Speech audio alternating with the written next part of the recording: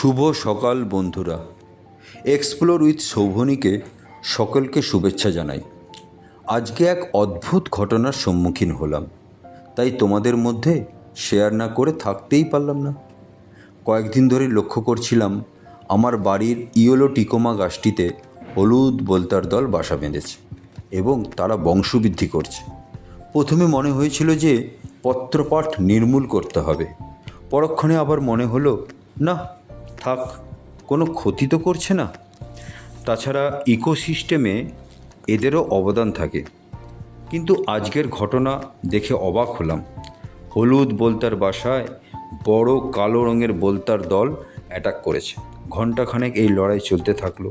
একটা সময়ের পর সব চেষ্টা ব্যর্থ হলো। বড় কালো রঙের বোলতার দল হলুদ বোলতার বাসা দখল করলো, তাদের ডিম বাচ্চা সব খেয়ে ফেললো, তারপর সেখান থেকে চলে গেল।